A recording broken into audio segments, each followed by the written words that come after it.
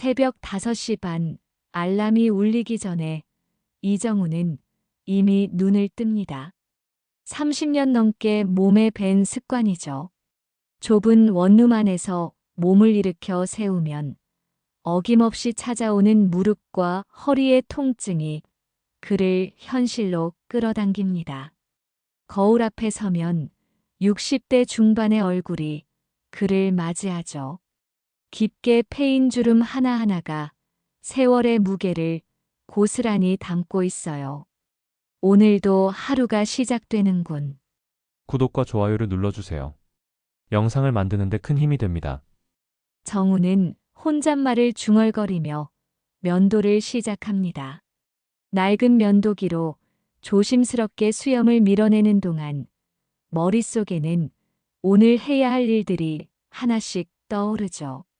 경비복을 단정히 차려입고 현관문을 나서는 시간은 정확히 6시 10분입니다. 이 시간만큼은 절대 어기지 않아요. 지하철역까지 걸어가는 10분 남짓한 시간 동안 정우는 거리의 변화를 지켜봅니다. 몇 년 전까지만 해도 한적했던 이 동네에 새로운 상가들이 하나둘씩 들어서고 있어요.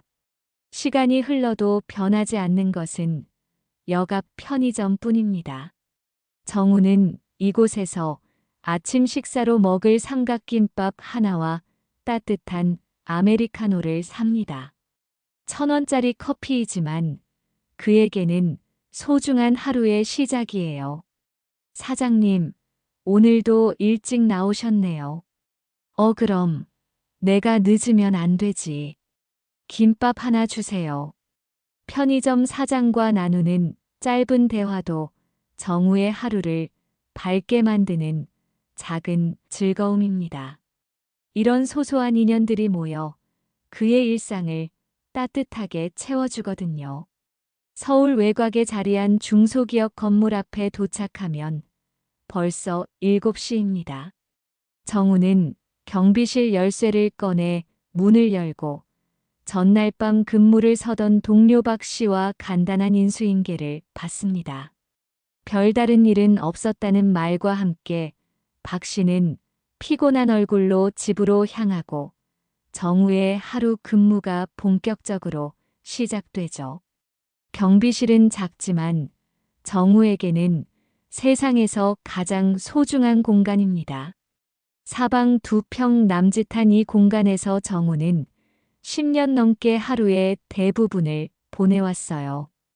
깔끔하게 정리된 책상 위에는 회사 출입관리 장부와 함께 작은 액자 하나가 놓여 있습니다. 대학 졸업식 날 찍은 딸 소윤의 사진이에요. 학사모를 쓰고 환하게 웃고 있는 소윤의 모습을 볼 때마다 정우의 마음은 따뜻해집니다. 우리 소윤이가 벌써 결혼을 한다니. 정우는 사진을 바라보며 혼잣말을 합니다. 이번 주말이면 소윤의 결혼식이에요. 26살의 딸이 이제 다른 남자의 아내가 된다는 게 아직도 실감이 나지 않습니다. 어제까지도 아빠 품에서 응석을 부리던 것 같은데 어느새 이렇게 컸나 싶어요. 정우의 기억 속에서 소유는 여전히 어린아이입니다. 초등학교 입학식 날 새 책가방을 메고 아빠 손을 꼭 잡고 걸어가던 모습. 중학생이 되어서도 아빠와 함께 영화를 보러 가자고 조르던 모습. 고등학생 때 늦게 들어와서 혼이 날까봐 현관문 앞에서 망설이던 모습까지. 모든 순간이 어제 일처럼 생생해요. 아침 8시가 되면 회사 직원들이 하나둘씩 출근을 시작합니다. 정우는 밝은 표정으로 인사를 건네며 출입 명부에 체크를 해줍니다. 10년 넘게 이 자리를 지키다 보니 직원들과도 제법 친해졌어요. 특히 젊은 직원들은 정우를 친아버지처럼 따르기도 합니다. 경비 아저씨, 오늘도 일찍 오셨네요. 주말에 따님 결혼식이라면서요? 그럼 내가 늦으면 안 되지.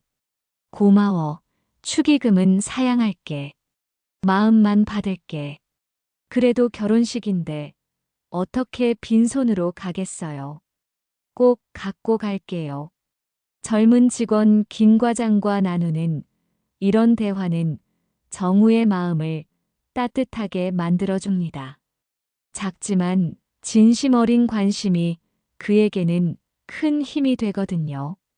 오전 10시쯤 되면 정우는 경비실 앞 화단을 정리하기 시작합니다.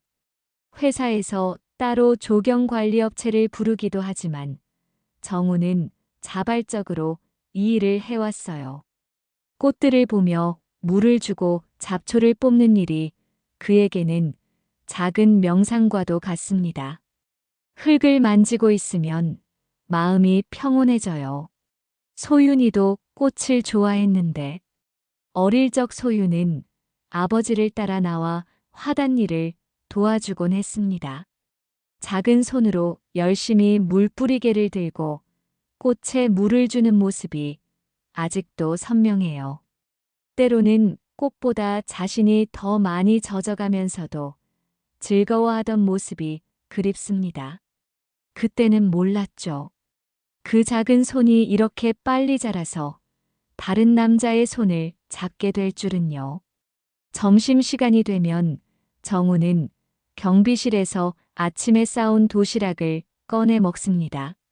직접 만든 간단한 반찬들과 밥으로 구성된 소박한 식사예요. 김치찌개에 계란 프라이, 멸치볶음 정도가 전부지만 정우에게는 충분합니다. 가끔 소윤이 전화를 걸어오면 정우의 얼굴에는 환한 미소가 번집니다.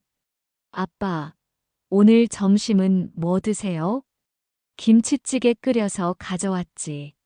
너는 뭐 먹고 있어? 회사 근처 식당에서 불고기 정식 먹고 있어요. 아빠도 가끔은 밖에서 드세요. 괜찮다. 집에서 해먹는 게 더 맛있어.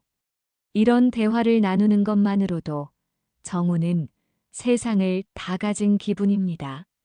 딸과의 소소한 일상 대화가 그의 삶에 활력을 불어넣어 주거든요. 소윤의 목소리를 듣고 있으면 어떤 피로도 씻은 듯이 사라져요. 오후 시간은 비교적 한가합니다. 택배나 방문객들을 맞이하고 간단한 서류 정리를 하면서 시간을 보내죠. 이때 정우는 종종 책상 서랍을 열어 작은 접이식 우산을 꺼내봅니다. 딸이 대학 입학하던 날 선물 받은 소중한 물건이에요. 아빠, 비 올 때 이거 쓰세요. 너무 작다고 마세요. 아빠 몸집에 딱 맞게 골랐거든요. 소윤이 수줍게 건네준 우산을 받던 그날의 기억이 생생합니다. 딸이 처음으로 자신의 용돈으로 사준 선물이었거든요. 편의점에서 파는 싸구려 우산이었지만 정우에게는 세상 어떤 명품보다 귀중했습니다. 비가 오는 날이면 정우는 반드시 이 우산을 썼어요. 딸의 마음이 담긴 우산을 쓰고 있으면 마음이 따뜻해졌거든요. 오후 5시가 되면 퇴근하는 직원들과 인사를 나눕니다. 하루 종일 고생한 사람들의 얼굴에는 피로가 역력하지만 정우와 인사를 나누며 밝게 웃는 모습을 보면 보람을 느껴요. 경비 아저씨, 수고하셨어요. 내일 봐요. 네, 안전하게 들어가세요. 내일 또 봅시다. 저녁 6시가 되면 하루 근무가 끝납니다. 정우는 경비실을 깔끔하게 정리하고 야간 근무자인 이 씨에게 인수인계를 합니다. 특별한 일이 없었다는 보고와 함께 또 하루가 마무리되는 거죠. 집으로 돌아가는 지하철 안에서 정우는 문득 생각에 잠깁니다. 이번 주말이면 소윤의 결혼식이에요. 딸을 다른 남자에게 맡겨야 한다는 생각에 마음 한편이 아려옵니다. 하지만 동시에 소윤이 행복하기를 바라는 마음이 더 큽니다. 소윤이는 나처럼 힘들게 살면 안 돼. 그놈에게 맡기면 되는 건가? 정우는 이렇게 혼잣말을 하며 창밖을 바라봅니다. 소윤의 예비 신랑 준혁은 좋은 사람처럼 보였지만 아버지의 마음으로는 아직 완전히 믿기지 않아요. 딸을 그 누구보다 사랑하는 아버지로서는 당연한 마음이겠죠. 원룸에 도착해 문을 열면 조용한 집안이 정우를 맞이합니다. 소윤이 결혼하고 나면 이 정적이 더욱 깊어질 거예요. 하지만 정우는 괜찮습니다. 딸이 행복하다면 무엇이든 감수할 수 있거든요. 저녁을 간단히 해결하고 텔레비전을 틀어놓지만 정우의 머릿속은 온통 소윤 생각뿐입니다. 내일도 똑같은 하루가 시작될 테지만 이번 주말 이후에는 모든 것이 달라질 거예요. 딸을 보내는 아버지의 마음을 안고 정우는 오늘 하루를 마무리합니다. 드디어 상견례 날이 왔습니다. 정우는 평소보다 1시간 일찍 일어나 정성스럽게 몸단장을 했어요. 10년 전에 산 정장을 꺼내 입으니 어깨가 조금 답답하지만 딸의 상견례에 참석하는 아버지로서 최선을 다해 차려입었습니다. 거울 앞에 서서 넥타이를 매는 손이 미세하게 떨려요. 긴장되는 마음을 애써 달래며 정우는 약속 장소로 향했습니다. 지하철을 타고 강남으로 향하는 길, 정우는 창밖을 바라보며 마음을 다잡았어요. 딸의 예비시댁 가족들과의 첫 만남이라 긴장이 되지만 소윤을 위해서라면 무엇이든 할 수 있다는 마음으로 가득했습니다. 정장 주머니에는 소윤이 어릴 때 찍은 사진 한 장이 들어있어요. 긴장될 때마다 꺼내보며 마음을 다잡는 부적 같은 존재였습니다. 강남에 있는 한정식 집은 정우가 평소 가보지 못한 고급스러운 곳이었어요. 입구에서부터 느껴지는 격조 높은 분위기에 정우는 살짝 주눅이 들었지만 딸을 위해서라면 어디든 갈 수 있다는 마음으로 당당히 걸어 들어갔습니다. 입구의 안내원이 정중하게 인사를 건네자 정우도 깊게 고개를 숙여 답례했어요. 소윤이네 예약으로 왔습니다. 네, 안내해 드리겠습니다. 소윤이 먼저 와서 기다리고 있었어요. 딸의 모습을 보는 순간 정우의 마음이 한결 편안해졌습니다. 아빠, 여기 있어요. 일찍 오셨네요. 소윤의 밝은 목소리가 정우의 긴장을 조금이나마 풀어주었습니다. 딸은 오늘 특별히 예쁘게 차려입었어요. 연한 분홍색 원피스에 가벼운 화장을 한 모습이 한층 성숙해 보입니다.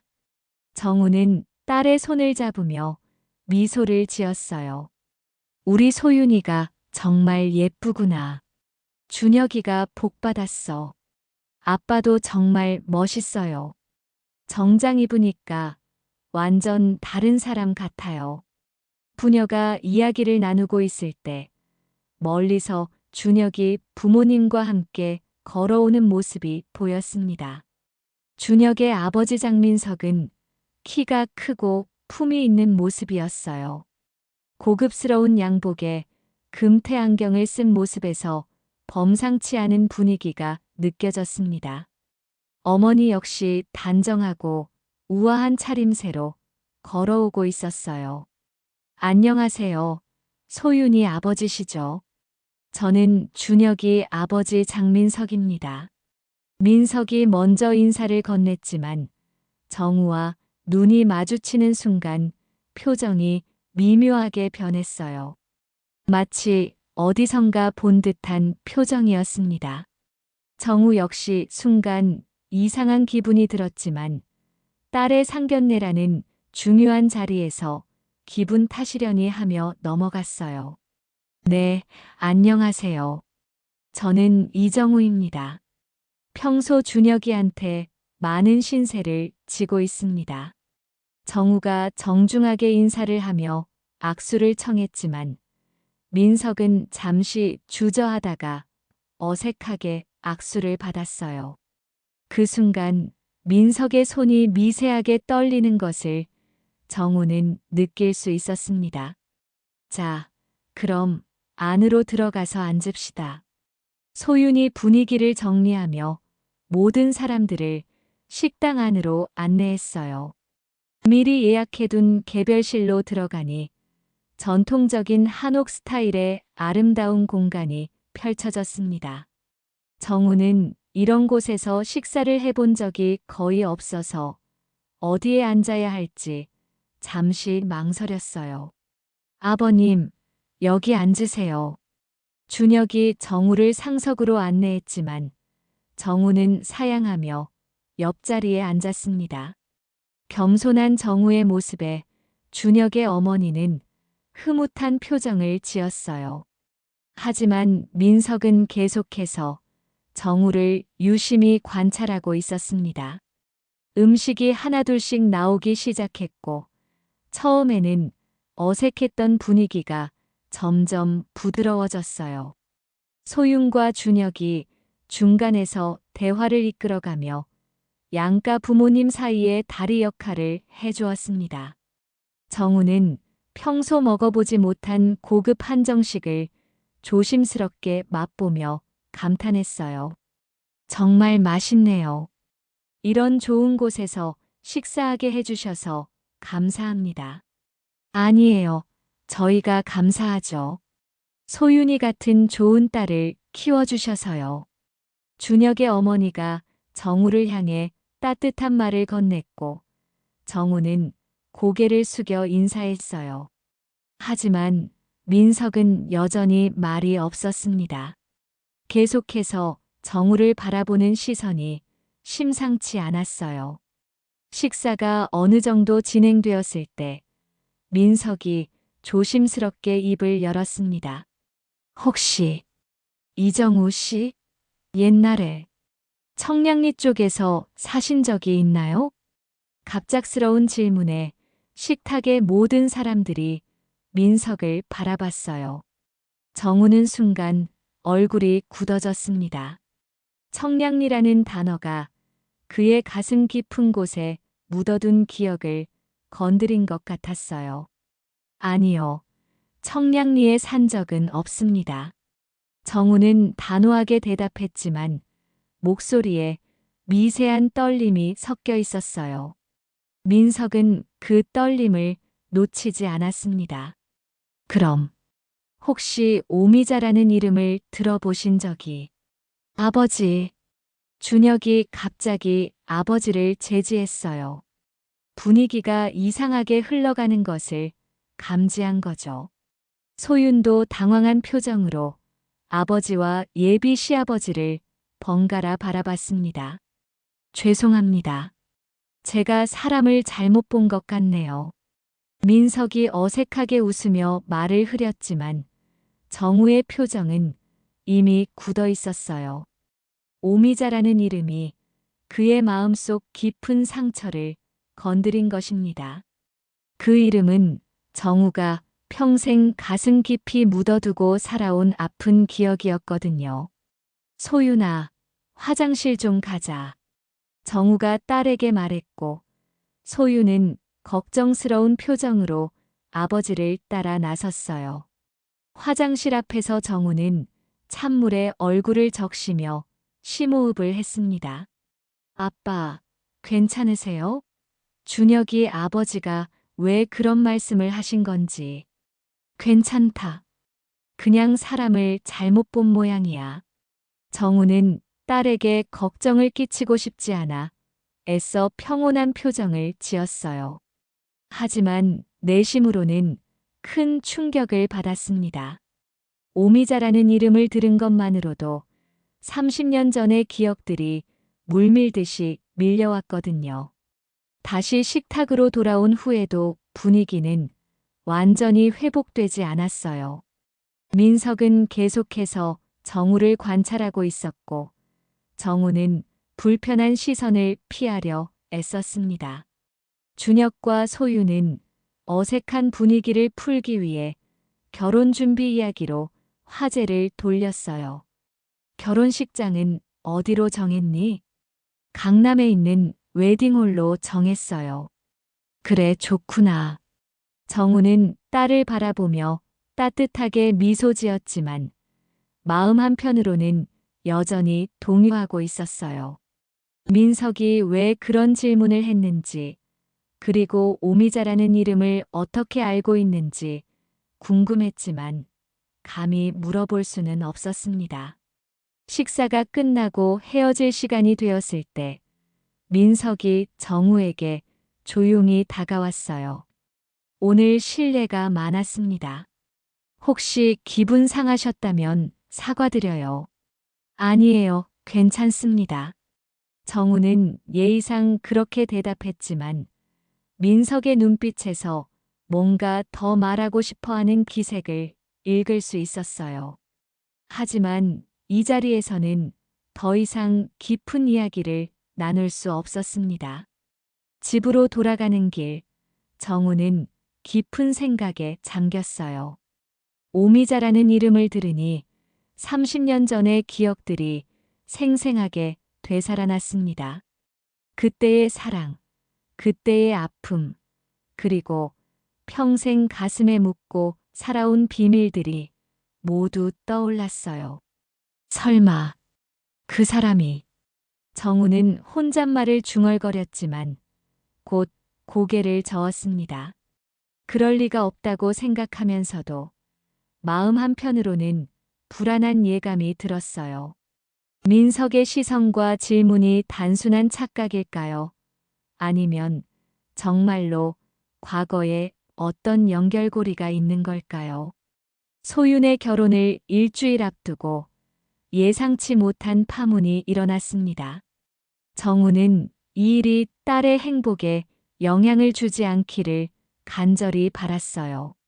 하지만 가슴 깊은 곳에서는 뭔가 큰 변화가 일어날 것 같은 불길한 예감을 지울 수 없었습니다. 상견례가 끝난 지 며칠 후, 소유는 결혼 준비에 한창 바빠졌습니다. 신혼집에 들어갈 가구들을 하나씩 정리하며 새로운 시작에 대한 설렘으로 가득했어요. 정우가 퇴근 후 딸을 도우러 신혼집에 들렀을 때 소유는 작은 상자 하나를 들고 고민에 빠져 있었습니다.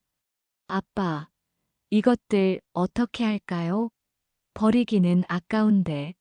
상자 안에는 소윤의 어린 시절 물건들이 가득 담겨 있었어요. 낡은 인형, 색연필, 그리고 아빠와 함께 찍은 사진들이 정성스럽게 보관되어 있었습니다. 정우는 딸의 추억이 담긴 물건들을 하나씩 꺼내보며 감회에 젖었어요.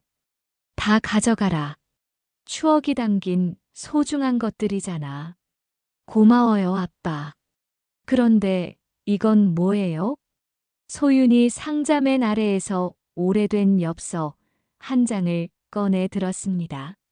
누렇게 바랜 엽서에는 아름다운 풍경이 그려져 있었고 뒷면에는 흐릿한 글씨로 뭔가가 적혀 있었어요.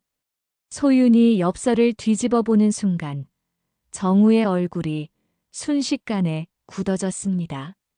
정우야, 우리 약속 잊지 마. 오미자. 엽서에 적힌 글귀를 읽는 소윤의 목소리가 작은 방 안에 울려 퍼졌어요. 정우는 마치 벼락을 맞은 것처럼 몸이 굳어버렸습니다. 30년 전의 기억이 생생하게 되살아나면서 가슴이 두근거리기 시작했어요. 아빠, 오미자가 누구예요? 혹시 엄마 이름이에요? 소윤의 질문에 정우는 대답할 수 없었습니다. 딸은 태어나자마자 어머니를 잃었고 정우는 지금까지 아내에 대한 이야기를 거의 하지 않았거든요. 소윤도 어머니에 대해 깊이 묻지 않았고 아버지의 상처를 건드리고 싶지 않아 조심스러워했어요. 아빠? 소윤이 다시 물었지만 정우는 여전히 엽서를 바라보며 멍하니 서 있었습니다. 그 글씨체, 그 필체가 너무나 선명하게 기억났어요. 오미자가 직접 쓴 글씨였습니다. 하지만 이 엽서가 왜 여기에 있는지, 언제부터 소윤의 물건 상자에 들어 있었는지 알 수 없었어요. 이건 어디서 났지? 정우가 떨리는 목소리로 물었고 소윤은 고개를 갸우뚱했습니다. 저도 잘 모르겠어요. 예전부터 제 물건들과 함께 있었던 것 같은데 혹시 엄마가 남겨주신 거 아니에요? 정우는 엽서를 소윤의 손에서 조심스럽게 받아들었어요. 종이가 낡아서 찢어질까봐 걱정되었지만 동시에 이 엽서를 계속 보고 있고 싶었습니다. 오미자의 흔적이 담긴 유일한 물건이었거든요. 아빠, 정말 엄마 이름이 오미자였어요? 소윤의 간절한 질문에 정우는 고개를 끄덕일 수밖에 없었습니다. 더 이상 숨길 수도 없었고 딸에게 거짓말을 할 수도 없었어요. 그래, 내 엄마 이름이 오미자였다. 와, 정말 예쁜 이름이네요. 오미자. 엄마는 어떤 사람이었어요? 정우는 딸의 질문에 대답하려다가 말을 멈췄습니다. 오미자에 대한 진실을 딸에게 어떻게 설명해야 할지 막막했어요. 소윤이 알고 있는 것과는 전혀 다른 이야기였거든요. 착하고 예쁜 사람이었어.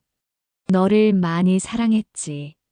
정우는 최대한 간단하게 대답했지만 마음속으로는 복잡한 감정들이 휘몰아치고 있었어요. 오미자와의 추억, 그리고 그때의 아픔이 모두 되살아났습니다. 그럼 이 엽서는 엄마가 아빠에게 보낸 거예요? 아마도. 정우는 엽서를 다시 자세히 살펴봤습니다. 우리 약속 잊지 마라는 글귀가 무엇을 의미하는지 곰곰이 생각해 봤어요. 30년 전 오미자와 나눈 약속들이 하나씩 떠올랐습니다. 아빠, 엄마와 무슨 약속을 하셨어요? 소윤의 질문에 정우는 잠시 망설였습니다. 딸에게 모든 진실을 말해줄 수는 없었어요. 너무 복잡하고 아픈 이야기였거든요. 그냥 서로를 사랑하겠다는 약속이었어. 로맨틱하네요. 엄마도 아빠를 정말 사랑했구나. 소윤이 환하게 웃으며 말했지만 정우의 마음은 무거웠습니다. 오미자가 정말로 자신을 사랑했는지 아니면 다른 이유가 있었는지 지금도 확신할 수 없었거든요. 이 엽서 제가 가져도 될까요? 엄마의 유일한 흔적인 것 같아서. 그럼 내가 가져라. 내 엄마 것이니까. 정우는 엽서를 딸에게 건네주었지만 마음 한편으로는 아쉬웠어요. 오미자의 글씨를 더 오래 보고 싶었거든요. 하지만 딸이 어머니의 흔적을 갖고 싶어 하는 마음을 이해할 수 있었습니다. 고마워요, 아빠. 결혼하고 나서도 이 엽서를 잘 간직할게요. 소윤이 엽서를 소중히 품에 안으며 말했어요. 정우는 딸의 모습을 바라보며 복잡한 감정에 휩싸였습니다. 상견례 때 민석이 오미자라는 이름을 언급한 것과 이 엽서의 발견이 우연의 일치일까요? 그날 밤 집으로 돌아온 정우는 잠을 이룰 수 없었습니다. 오미자라는 이름이 계속 머릿속을 맴돌았어요. 민석이 왜 그 이름을 알고 있었는지, 그리고 이 엽서가 어떻게 소윤의 물건 상자에 들어있게 되었는지 의문이 꼬리에 꼬리를 물었습니다. 정말 우연일까? 정우는 침대에 누워 천장을 바라보며 혼잣말을 했어요. 30년 전의 기억들이 파노라마처럼 스쳐 지나갔습니다. 오미자와 처음 만난 날, 함께 보낸 행복한 시간들, 그리고 갑작스러운 이별까지 모든 것이 생생했어요. 며칠 후, 정우는 경비실에서 근무를 하던 중 한 통의 전화를 받았습니다. 낯선 남자의 목소리였어요. 혹시 이정우 씨 맞으신가요? 네, 그런데 누구시죠? 저는 장민석입니다. 혹시 시간 되시면 잠깐 만날 수 있을까요? 정우는 순간 말문이 막혔습니다. 상견례 이후 민석과 직접 연락을 주고받은 적이 없었는데 갑자기 만나자고 하니 당황스러웠어요. 무슨 일이시죠? 전화로는 설명하기 어려운 일입니다. 꼭 만나서 얘기하고 싶은 게 있어요. 민석의 목소리에는 절박함이 섞여 있었습니다. 정우는 잠시 망설이다가 만나기로 했어요. 상견례 때부터 느꼈던 의문점들을 해결할 수 있을 것 같았거든요. 그럼 오늘 퇴근 후에 만날까요? 네, 감사합니다. 회사 근처 커피숍에서 뵙겠습니다. 전화를 끊은 후 정우는 온종일 불안한 마음으로 시간을 보냈어요. 민석이 무슨 이야기를 하려는 건지, 그리고 오미자와 관련된 이야기일지 궁금하면서도 두려웠습니다. 퇴근 시간이 되자 정우는 약속 장소로 향했어요. 커피숍에 도착하니 민석이 이미 와서 기다리고 있었습니다. 두 사람은 조용한 구석자리에 앉아 서로를 바라봤어요. 오늘 시간 내주셔서 감사합니다. 무슨 일로 저를 찾으셨나요? 정우가 직접적으로 물었고 민석은 잠시 망설이다가 입을 열었습니다. 이정우 씨, 정말 오미자를 모르시나요? 다시 나온 그 이름의 정우는 몸이 굳어졌어요. 민석의 질문에 정우는 더 이상 거짓말을 할 수 없었습니다. 커피숍의 조용한 분위기 속에서 두 남자는 서로를 바라보며 긴장감 넘치는 침묵을 유지했어요. 정우는 깊은 한숨을 쉬며 천천히 입을 열었습니다. 알고 있습니다. 오미자를 알고 있어요. 민석의 눈빛이 순간 변했어요. 예상했던 대답이었지만 직접 듣고 나니 복잡한 감정이 밀려왔습니다. 그동안 품고 있던 의심이 확신으로 바뀌는 순간이었어요. 역시 그렇군요. 상견례 때부터 느꼈어요. 당신의 반응이 심상치 않았거든요. 당신은 어떻게 오미자를 알고 있나요? 정우가 반문했고 민석은 잠시 망설이다가 천천히 과거를 털어놓기 시작했습니다. 30년 동안 가슴에 묻어둔 이야기를 꺼내는 것은 쉽지 않았어요. 30년 전 이야기입니다. 제가 31살 때였어요. 당시 저는 재벌가의 장남이었지만 집안의 엄격한 규율에 질려 반항적으로 살고 있었습니다. 민석은 커피잔을 손에 쥐고 과거를 회상하며 말을 이어갔어요. 그때의 기억들이 생생하게 되살아났습니다. 아버지의 강요로 정해진 결혼을 거부하고 집을 나왔어요. 그때 청량리에서 오미자를 만났습니다. 작은 식당에서 일하던 그 여자는 정말 아름다웠어요. 정우는 민석의 말을 들으며 가슴이 조여오는 것을 느꼈어요. 30년 전 청량리에서 오미자와 함께 살던 기억이 생생하게 떠올랐습니다. 그때의 행복했던 순간들과 갑작스러운 이별의 아픔이 다시 밀려왔어요. 당신도 그때 그곳에 있었나요? 네. 저도 그때 청량리에 있었어요. 오미자와 함께 살고 있었습니다. 정우의 고백에 민석은 고개를 끄덕였습니다. 이제 모든 퍼즐 조각이 맞아떨어지기 시작했어요. 상견례 때 느꼈던 기묘한 느낌의 정체가 드러나는 순간이었습니다. 그럼 당신이 그 이정우 군이었나요? 오미자가 늘 이야기하던 오미자가 제 이야기를 했나요?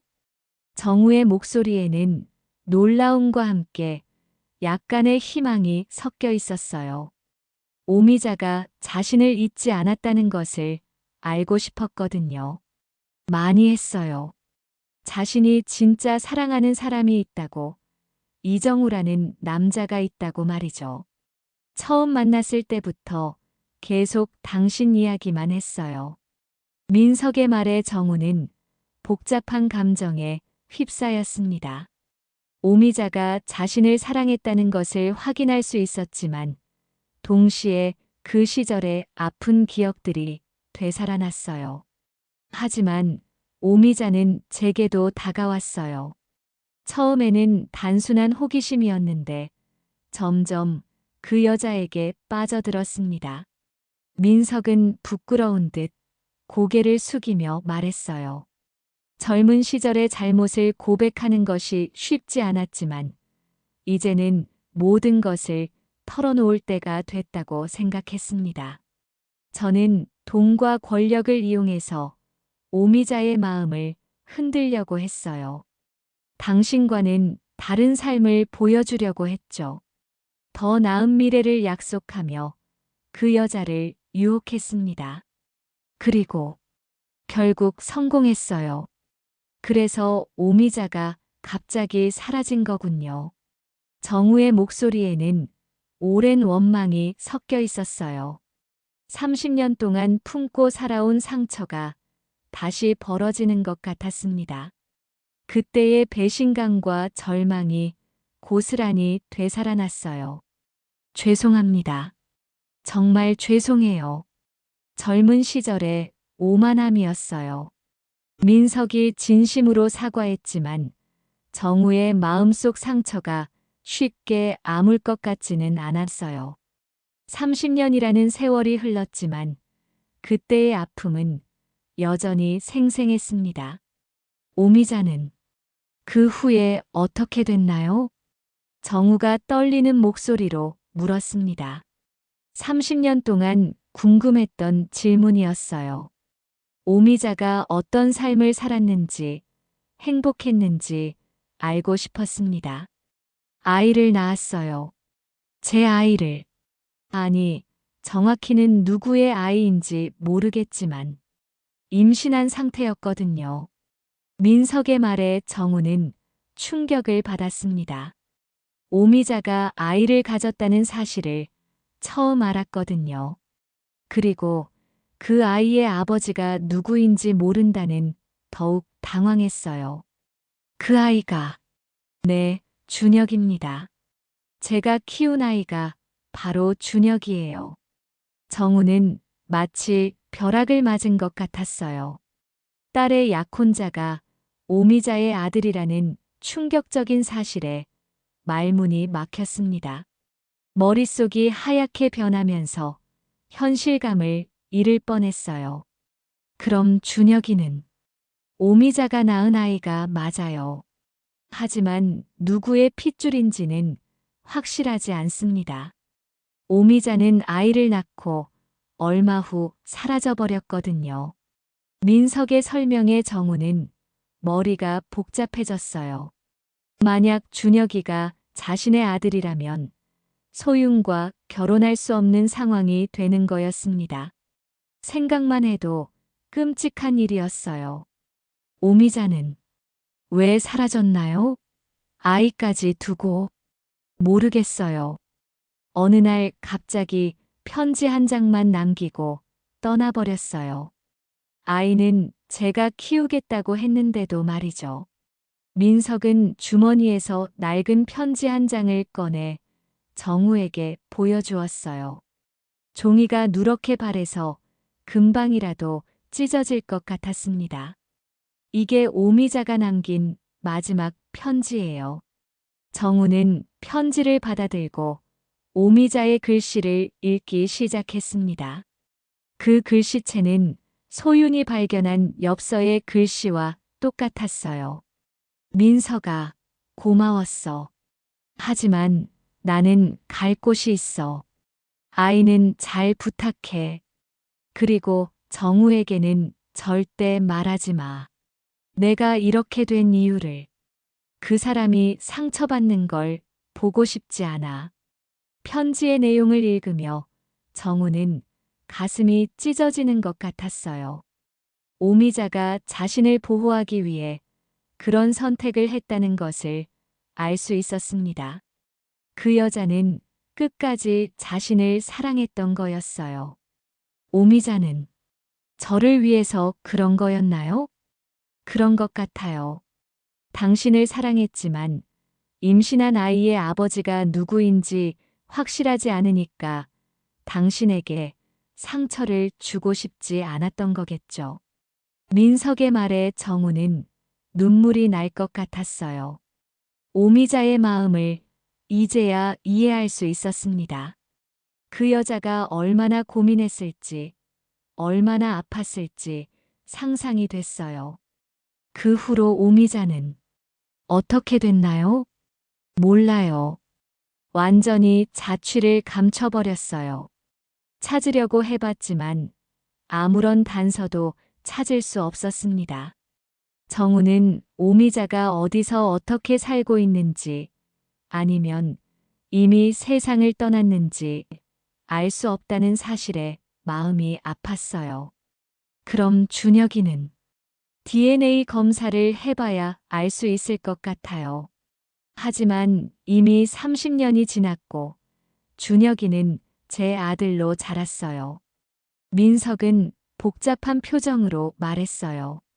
준혁이의 친부가 누구든 상관없이 아들로 키워왔지만 이제 와서 진실을 밝혀야 하는 상황이 된 거였습니다. 소윤이와 준혁이의 결혼은 일단 보류해야 할 것 같아요. 혹시라도 남매간이라면 결혼할 수 없으니까요. 정우는 딸에게 어떻게 이 사실을 설명해야 할지 막막했어요. 결혼을 일주일 앞두고 이런 일이 생기다니 믿기지 않았습니다. 소윤이 얼마나 충격을 받을지 생각하니 가슴이 아팠어요. 아이들에게는 뭐라고 할까요? 일단 DNA 검사 결과가 나올 때까지는 비밀로 하는 게 좋겠어요. 괜한 혼란만 줄 수 있으니까요. 민석의 제안에 정우도 고개를 끄덕였어요. 하지만 마음은 편하지 않았습니다. 딸에게 거짓말을 하는 것 같아서 괴로웠어요. 검사는 언제 할까요? 내일 병원에 예약해 놓겠어요. 우리 둘이 함께 가서 검사를 받읍시다. 알겠습니다. 두 남자는 무거운 마음으로 커피숍을 나섰어요. 30년 전의 비밀이 드디어 밝혀질 순간이 다가오고 있었습니다. 결과가 어떻게 나올지 알 수 없지만 진실을 확인해야 했어요. 집으로 돌아가는 지하철 안에서 정우는 깊은 생각에 잠겼어요. 만약 준혁이가 정말 자신의 아들이라면 어떻게 해야 할까요? 그리고 소윤에게는 어떻게 설명해야 할까요? 딸의 행복을 위해서라면 무엇이든 할 수 있지만 이런 상황은 너무 복잡했어요. 미자야, 왜 그때 진실을 말해주지 않았니? 정우는 하늘을 바라보며 혼잣말을 했어요. 오미자에 대한 그리움과 원망이 뒤섞인 복잡한 감정이 가슴을 짓눌렀습니다. 만약 그때 모든 것을 솔직하게 털어놓았다면 지금과는 다른 삶을 살고 있을지도 모르겠어요. 집에 도착해서도 정우는 쉽게 잠들 수 없었습니다. 내일이면 모든 진실이 밝혀질 거예요. 준혁이의 친부가 누구인지, 그리고 소윤과 준혁이가 정말 남매인지 알 수 있을 것입니다. 정우는 불안한 마음으로 밤을 지새웠어요. 다음 날 아침, 정우는 평소보다 일찍 잠에서 깼습니다. 밤새 뒤척이며 보낸 탓에 눈이 퀭했지만 오늘은 진실을 확인하는 중요한 날이었어요. 씻고 나서 경비실로 출근했지만 온종일 마음이 불안했습니다. 아저씨, 오늘 얼굴이 안 좋으시네요. 어디 아프세요? 출근하는 직원 중 한 명이 걱정스럽게 물었지만 정우는 괜찮다며 억지로 웃음을 지었어요. 이런 복잡한 사정을 다른 사람에게 털어놓을 수는 없었습니다. 오후 3시 민석에게서 전화가 왔습니다. 병원 예약 시간이 5시예요. 4시 반에 병원 앞에서 만날까요? 네, 알겠습니다. 정우는 조기 퇴근을 신청하고 병원으로 향했어요. 지하철을 타고 가는 동안 가슴이 두근거렸습니다. 곧 모든 진실이 밝혀질 거라는 생각에 긴장이 됐어요. 병원 앞에 도착하니 민석이 이미 와서 기다리고 있었습니다. 두 사람은 서로 무거운 표정으로 인사를 나눴어요. 들어가 볼까요? 민석의 말에 정우는 고개를 끄덕였습니다. 병원 안으로 들어가는 발걸음이 무거웠어요. 민석이 집에서 가져온 준혁의 머리카락과 정우의 칫솔을 제출하고 두 사람은 결과를 기다리며 병원 카페에 앉았습니다. 결과가 나오기까지는 3시간 정도 걸린다고 했어요. 결과가 어떻게 나올까요? 정우가 조심스럽게 물었고 민석은 고개를 저었습니다. 모르겠어요. 솔직히 어떤 결과가 나와야 할지도 확신이 서지 않아요. 두 사람은 침묵 속에서 시간을 보냈습니다. 각자 복잡한 생각에 잠겨 있었어요. 만약 준혁이가 정우의 아들이라면 어떻게 해야 할지, 아니라면 또 어떻게 해야 할지 막막했습니다. 1시간이 지나고 검사 결과가 나왔습니다. 의사가 봉투에 든 결과지를 건네주며 설명했어요. 친자 확률은 0.1%입니다. 이정우 씨와 장준혁 씨는 친부자 관계가 아닙니다. 그 순간 정우와 민석은 모두 말을 잃었습니다. 예상과는 정반대의 결과였어요. 그럼 준혁이는 제 아들이 아니라는 말씀이신가요? 정우가 떨리는 목소리로 물었어요. 네, 그렇습니다.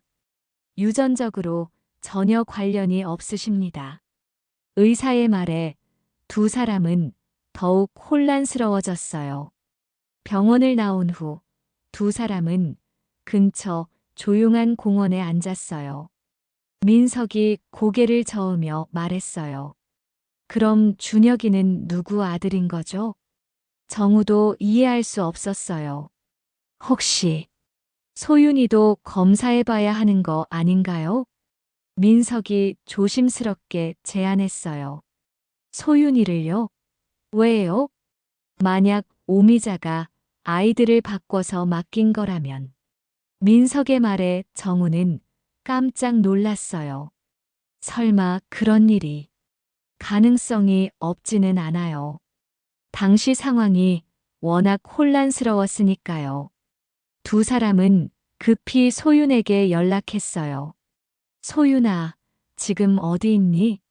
아빠가 급한 일이 있어서. 집에 있어요, 아빠. 무슨 일이에요? 병원에 같이 가야 할 것 같아. 지금 나올 수 있니? 소유는 아버지의 심각한 목소리에 놀랐지만 곧바로 병원으로 향했어요. 아빠, 도대체 무슨 일이에요? 병원에 도착한 소윤이 걱정스럽게 물었어요. 소윤아, 너도 DNA 검사를 해야 할 것 같아. 저요? 왜요? 준혁이와 아빠가 친부자가 아니라는 결과가 나왔어. 그래서 혹시 정우의 설명에 소윤은 더욱 혼란스러워했어요. 갑자기 무슨 소리를 하시는 거예요? 준혁이랑 아빠가 왜 친자 검사를 해요? 소윤은 당황스러웠지만 정우가 혼란스러워하는 모습을 보고는 정우가 하자는 대로 따라주기로 했습니다. 확실히 하기 위해서 너도 검사를 받아보자. 소윤도 체열을 했고 이번에는 민석과 정우의 검체도 함께 제출을 했습니다. 3시간 후 결과가 나왔습니다. 장민석 씨와 이소윤 씨의 친자 확률은 99.9%입니다. 친부녀 관계가 확실합니다. 의사의 말에 3사람 모두 충격을 받았어요. 그럼 소윤이가 제 딸이라는 말씀인가요? 민석이 믿을 수 없다는 표정으로 물었어요. 네, 그렇습니다. 소윤은 그 자리에서 주저앉을 뻔했어요. 그럼 저는 누구예요? 제 진짜 아빠는 누구고요? 소윤아. 정우는 딸을 안으며 눈물을 흘렸어요. 30년 동안 친딸이라고 믿고 키운 아이가 남의 딸이었다니 받아들이기 어려운 현실이었습니다. 아빠, 제 진짜 아빠가 아버님이시라고요? 어떻게 이럴 수가 있어요? 소윤이 민석을 가리키며 물었어요. 어떻게 이런 일이 도대체 이게 무슨? 정우의 대답에 소윤은 눈물을 터뜨렸어요. 그럼 저는 지금까지 거짓으로 산 거예요? 아니야, 소윤아. 너는 내 딸이야. 피가 섞이지 않았어도 넌 내 딸이야. 정우가 소윤을 꼭 안으며 말했어요. 민석도 복잡한 감정에 휩싸였어요. 갑자기 딸이 생긴 기분이었지만 30년 동안 다른 사람이 키운 딸이었습니다. 그럼 준혁이는 누구 아들인 거죠? 소윤이 물었어요. 몰라. 준혁이는 내 친자가 아니야. 너희 아버지가 친아빠일 거라 생각을 해서 너희 몰래 검사를 미리 했었는데 아니더구나. 민석이 조심스럽게 말했어요. 커가는 모습을 보니 나와는 다르다는 느낌으로 일찌감치 친자 검사를 했었다. 오미자가 늘 정우 씨를 말해서 준혁이의 친부가 정우 씨일 거라 짐작했었는데 민석의 고백에 3사람은 더욱 당황했어요. 그럼 지금 상황을 정리하면 정우가 천천히 말하기 시작했어요. 소윤이는 민석 씨의 친딸이고 준혁이는 민석 씨의 친아들이 아니고 둘이 결혼해도 문제없다는 거네요. 그렇게 되네요. 민석도 고개를 끄덕였어요. 하지만 저는 어떻게 해야 해요? 소윤이 혼란스러워하며 말했어요. 갑자기 아빠가 바뀐다니 믿을 수가 없어요. 소윤아, 넌 선택할 수 있어. 계속 아빠와 살아도 되고 아니면 아니에요. 저는 아빠와 함께 살고 싶어요. 아빠가 저를 키워주셨잖아요. 소윤의 말에 정우는 안도했어요. 하지만 친아버지도 알아야 할 권리가 있지 않을까요? 민석이 조심스럽게 말했어요. 저도 딸이 있다는 걸 알게 됐으니까 가끔은 만나고 싶어요. 소윤은 두 아버지 사이에서 고민했어요. 시간을 두고 천천히 생각해보죠. 지금은 너무 혼란스러워요. 그래, 천천히 하자. 정우가 딸을 위로하며 말했어요. 집으로 돌아가는 길, 정우는 복잡한 심정이었어요. 30년 동안 친딸이라고 믿고 키운 소윤이 남의 딸이었다니. 하지만 그 사실이 소윤에 대한 사랑을 바꾸지는 않았어요. 아빠, 후회하세요? 소윤이 조심스럽게 물었어요. 뭘? 저를 키운 거요. 바보야. 내가 내 딸인 건 변하지 않아. 피보다 더 중요한 게 마음이니까. 정우의 말에 소유는 눈물을 흘렸어요. 그리고는 나지막히 정우가 말했어요. 정말 다행이다. 너희들이 예쁘게 잘 살 수 있어서. 나 때문에 큰 상처를 받지 않아도 돼서 말이야. 고마워요, 아빠. 한편 민석은 집에 돌아와서 준혁에게 모든 상황을 설명했어요. 그러니까 소윤이가 아버지의 친딸이고 저는 입양된 아들이라는 말씀이신가요? 그래, 미안하다. 준혁아, 그동안 말하지 못해서. 내 엄마가 소윤이를 임신하고 정우 씨의 아이라고 생각해서 보낸 것 같아. 임신을 하였으니 나에게 너를 입양해서 안겨준 것 같구나. 괜찮아요, 아버지. 저 실은 알고 있었어요. 중학생 때 아버지 서랍에 있던 친자검 사지를 봤어요. 하지만 피 좀 안 섞이면 어때요? 저를 아들로 키워주신 건 변하지 않잖아요. 준혁은 의외로 담담하게 받아들였어요. 그럼 소윤이와 결혼하는데 문제 없는 거네요? 그렇지, 혈연 관계가 아니니까 법적으로도 문제 없어. 아버지만 괜찮으시다면요. 민석의 말에 준혁은 안도했어요. 하지만 소윤이 마음은 어떨까요? 갑자기 친아버지가 바뀌었는데 시간이 필요할 거야. 천천히 기다려보자. 이튿날 네 사람은 다시 만나서 앞으로의 일을 상의했어요. 일단 결혼식은 예정대로 진행하는 게 어떨까요? 준혁이 제안했어요. 하지만 소윤이 마음이 저는 괜찮아요. 준혁이와 결혼하고 싶어요. 소윤이 의외로 확고하게 말했어요. 그리고 두 아빠 모두 제 아버지예요. 한 분은 저를 낳아주셨고 한 분은 저를 키워주셨으니까요. 소윤의 말에 정우와 민석 모두 감동했어요. 고마워, 소윤아. 감사합니다. 두 아버지는 각각 소윤에게 고마움을 표했어요.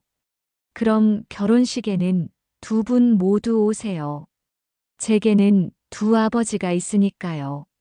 소윤의 제안에 모든 사람이 미소를 지었어요.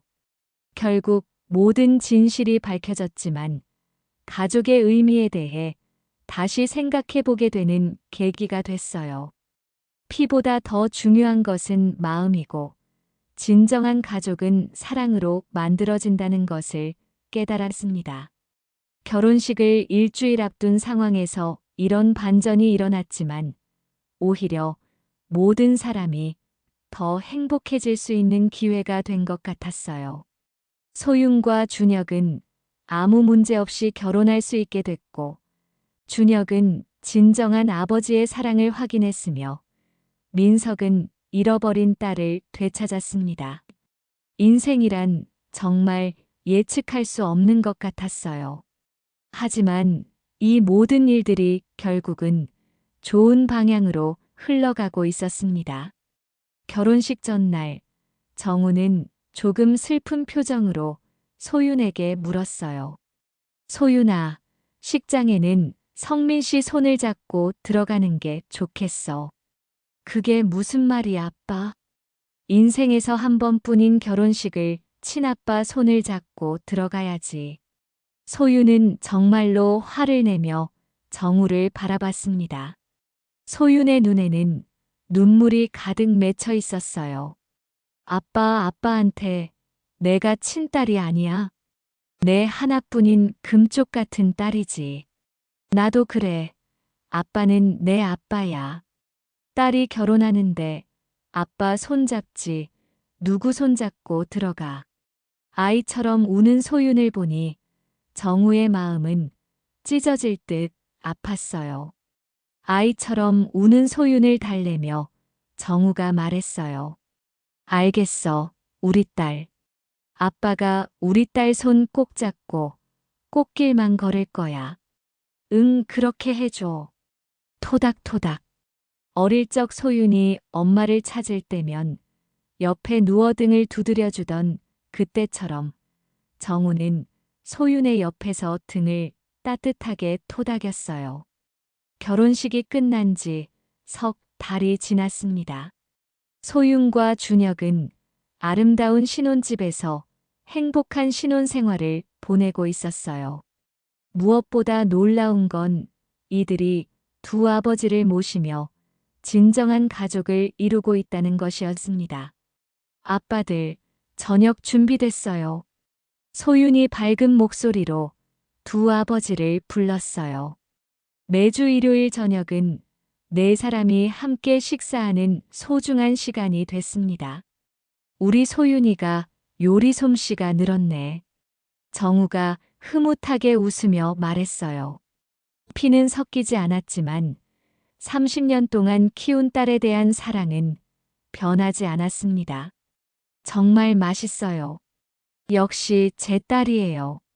민석도 자랑스럽게 말했어요.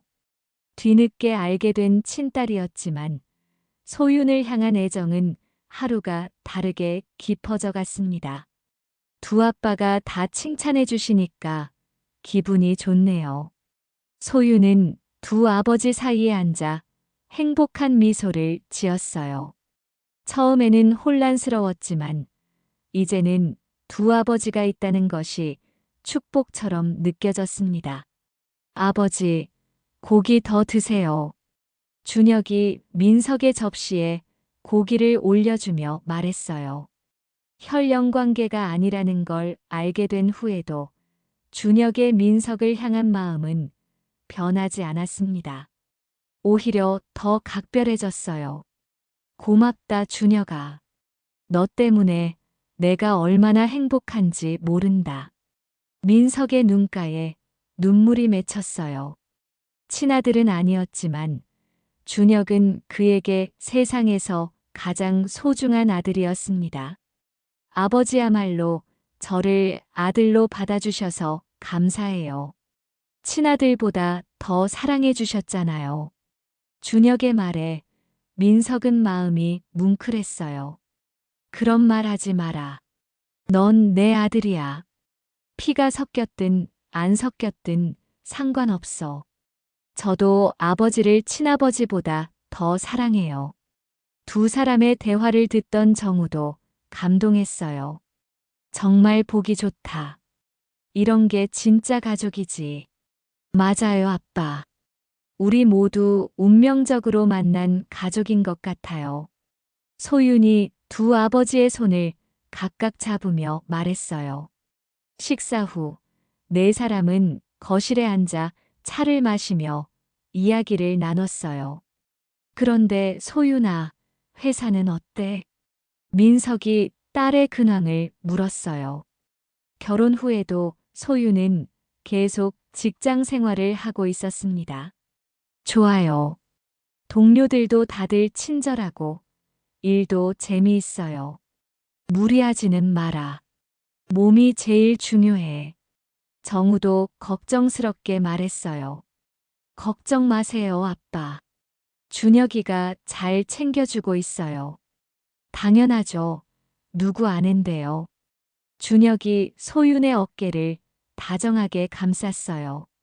너희들 보니까 정말 잘 어울린다. 처음부터 운명이었나 봐. 민석이 흐뭇하게 바라보며 말했어요. 그러게요. 이런 우연이 다 있나 싶어요. 정우도 동의했어요. 우연이 아니라 필연이었던 것 같아요. 우리가 모두 가족이 되기 위해서 이런 일들이 일어난 거죠. 소윤의 말에 모든 사람이 고개를 끄덕였어요. 그런데 아버지, 요즘 어떻게 지내세요? 준혁이 민석에게 물었어요. 좋지, 너희들 덕분에 외롭지 않고 딸도 생겼고 이보다 더 행복할 수가 없어. 저도 마찬가지예요. 아들도 생기고 사위도 생기고. 정우도 웃으며 말했어요. 우리 모두 복 받은 거네요. 소윤이 행복한 표정으로 말했어요. 시간이 흘러 밤이 깊어졌지만 네 사람은 계속 이야기를 나눴어요. 그동안 못다한 이야기들, 앞으로의 계획들, 그리고 서로에 대한 감사의 마음까지 모든 것을 나눴습니다. 시간이 벌써 이렇게 됐네. 우리 들어가자. 민석이 시계를 보며 말했어요. 네, 조심히 들어가세요. 소윤과 준혁이 두 아버지를 배웅했어요. 다음 주에도 오세요. 그럼 우리가 안 올 수가 있겠니? 정우가 웃으며 대답했어요. 두 아버지가 떠난 후 소윤과 준혁은 설거지를 하며 대화를 나눴어요. 여보, 우리 정말 행복하지? 소윤이 준혁에게 물었어요. 당연하지. 사랑하는 사람과 결혼했고, 좋은 아버지들도 계시고, 이보다 더 바랄 게 뭐가 있어? 맞아. 처음에는 혼란스러웠는데, 지금 생각해보니까 모든 게 완벽해. 그러게. 만약 우리가 정말 남매였다면 이렇게 행복할 수 없었을 텐데. 준혁의 말에 소윤도 고개를 끄덕였어요. 운명이 우리를 도와준 것 같아. 며칠 후 준혁은 민석과 단둘이 만나서 깊은 대화를 나눴어요. 아버지, 정말 감사해요. 뭘? 저를 아들로 받아주시고 사랑으로 키워주셔서요. 친아들이 아니라는 걸 알게 된 후에도 변하지 않으셔서 더 감사해요. 준혁의 말에 민석은 눈물을 글썽였어요. 바보야. 내가 내 아들인 건 변하지 않아. 피보다 더 중요한 게 마음이야. 그 마음 알아요. 그래서 제가 아버지를 더 사랑하게 된 거예요. 고맙다, 준혁아. 두 사람은 서로를 꼭 껴안았어요. 진짜 부자 못지않은 깊은 정이 흘렀습니다. 한편 소윤도 정우와 민석을 번갈아 만나며 두 아버지에 대한 사랑을 키워갔어요. 정우에게는 30년간의 양육의 은혜에 대한 감사를, 민석에게는 친아버지로서의 애정을 표현했습니다. 계절이 바뀌어 따뜻한 봄이 왔습니다. 네 사람은 함께 벚꽃 구경을 나갔어요. 정말 아름답네. 소윤이 만개한 벚꽃을 바라보며 감탄했어요. 우리 가족처럼 아름다워. 준혁이 소윤의 어깨를 감싸며 말했어요. 그러게. 이런 날이 올 줄 누가 알았겠어. 정우가 감회에 젖어 말했어요.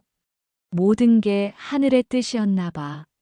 민석도 고개를 끄덕였어요. 네 사람은 벚꽃나무 아래에서 사진을 찍었어요. 진정한 가족의 모습이었습니다. 이 사진 액자에 넣어서 거실에 걸어 놓을게요. 소윤이 말했어요. 좋은 생각이야. 우리 가족의 첫 번째 기념 사진이네. 그날 저녁 정우는 집에서 혼자 그 작은 접이식 우산을 바라봤어요. 소윤이 대학 입학할 때 선물해준 그 우산이 이제는 다른 의미로 다가왔습니다. 소윤아, 내가 내 인생의 햇살이었다. 피가 섞이지 않았어도 넌 내 딸이야. 그리고 이제 그 햇살이 더 많은 사람들을 따뜻하게 비추고 있구나. 정우는 우산을 소중히 서랍에 넣으며 미소를 지었어요. 이제 정말로 비가 그쳤습니다. 대신 따뜻한 햇살이 모든 사람의 마음을 비추고 있었어요. 운명의 장난으로 시작된 이야기는 이렇게 아름다운 결말을 맞이했습니다. 혈연보다 더 깊은 사랑으로 이어진 진정한 가족의 이야기였어요. 소윤과 준혁은 행복한 부부가 되었고, 정우와 민석은 서로를 이해하는 동반자가 되었습니다. 그리고 네 사람 모두는 사랑으로 하나 된 진정한 가족이 되었어요. 지금까지의 이야기가 마음에 드셨다면 좋아요, 구독, 알람 설정 부탁드립니다. 다음에도 감동 있는 이야기로 찾아뵙겠습니다. 금비수로였습니다.